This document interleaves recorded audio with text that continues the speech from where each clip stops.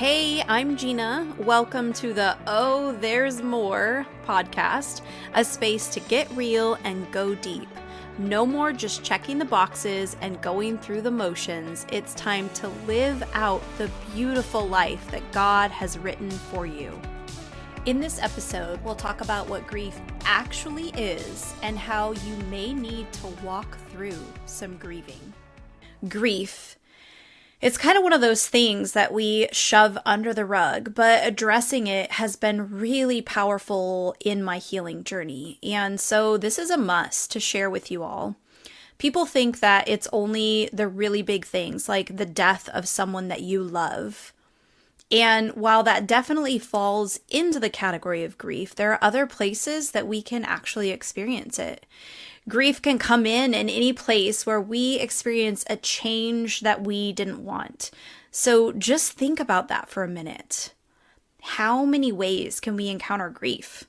A move, a job loss, a change in friendships. There are actually a lot of ways. And how often do we minimize those things that impact us and say things like, oh, others have it worse, or I just need to get over it. Now, hear me, I'm not saying that we need to stay there in this grief and just be a sad mess all the time. But what I am saying is that we have to acknowledge it. So I spent some time with an amazing mentor of mine, Carrie Scott Garcia. I went through a couple parts of her Freedom Academy. And in level 1, I remember her telling us that she highly recommended us having a grief journal alongside our gratitude journal. And thankfully, it was online because I'm pretty sure that I rolled my eyes and thought to myself, no, I'm not giving glory to grief. Are you kidding me?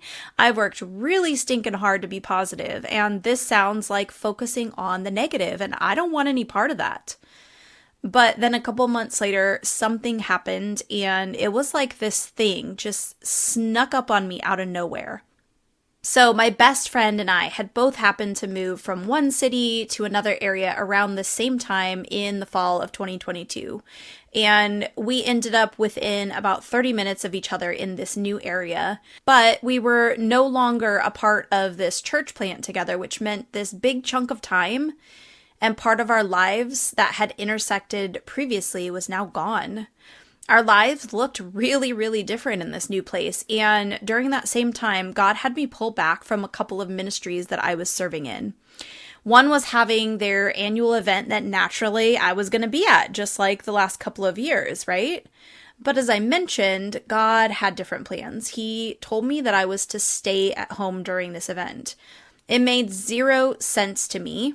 And to top it off, my best friend had gone through all of these things that I'm not going to get into, but she was finally in this place where she could share about where God had her and her family.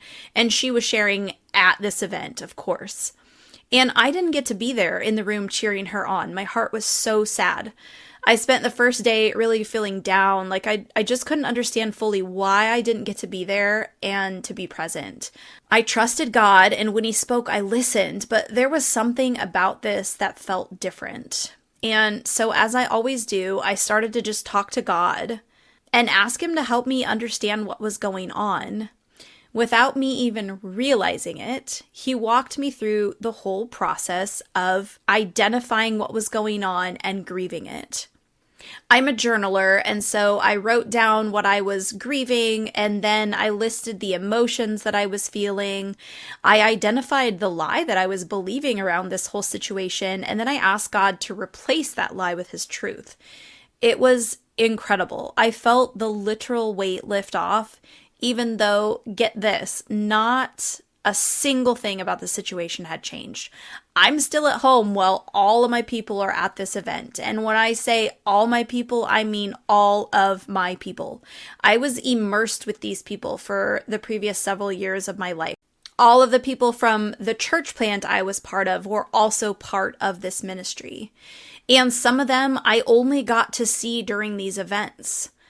I was still going in a different direction than my best friend, which meant little to no time together. So literally nothing changed in my circumstances, except for the fact that I was able to identify what I was thinking and feeling. I was able to grieve the loss of what this really important relationship looked like. Nothing bad had happened. We just got called to different things, and God led us in different directions. And on the surface, I didn't really think that that was something affecting me or that I needed to be sad about it. Like, this is just life, right? God called, we answered, here we are. So in my mind, it didn't fit into the category of something bad. So why would I need to grieve it, right? Why would I need to grieve something that is supposed to be good? The lightness that I felt had me sold on this whole grief journal thing. So Carrie, if you're listening, I'm just going to say it. You were right. I was wrong. You were right.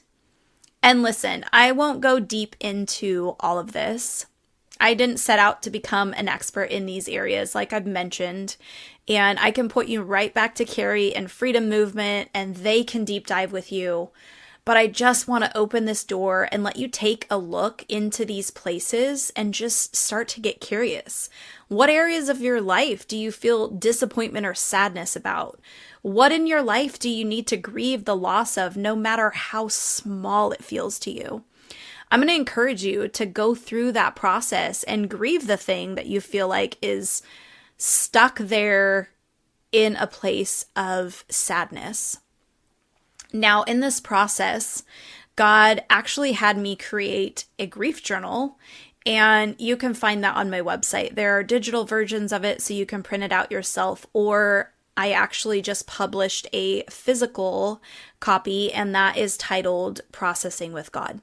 But let's talk through what it looks like really quick, because you can absolutely do this on your own with your own journal, or wherever you want to take note of things. If you're a digital person, you can just do this right in the notes of your phone even. So the first thing that you want to do is just ask God, what is it that I'm grieving right now? When you're feeling that heaviness or that sadness and it's related to a situation, begin to get curious with Him. And as you do, God will reveal what it is. The next thing that you want to do is identify the emotions that you're feeling along with that. And that can be hard.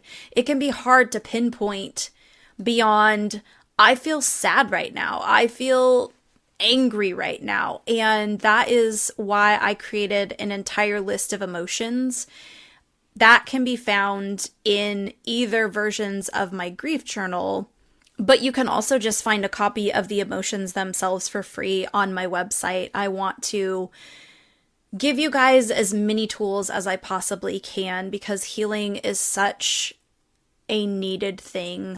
And that list of emotions is helpful because it helps you really pinpoint that, oh, this isn't just anger. This is something much deeper. You know something is there, and you can go through that list and pick out different emotions that fit. Oftentimes, it's not just one thing. You can feel disappointment and sadness and loneliness all at the same time.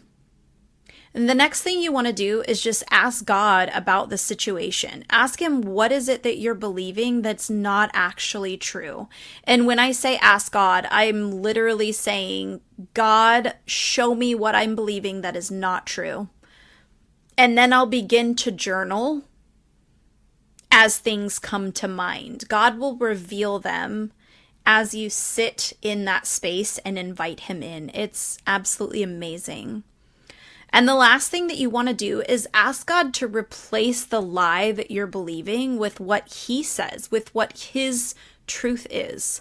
One of the lies that I was believing was that He was a God who was just looking down on me like, ha ha ha, you thought you had this and now you don't. I mean, come on, that's not God. He is not sitting up there looking down on me saying, ha, you thought you had someone in your corner and now you don't. Nanner, nanner. Like, that's not our God.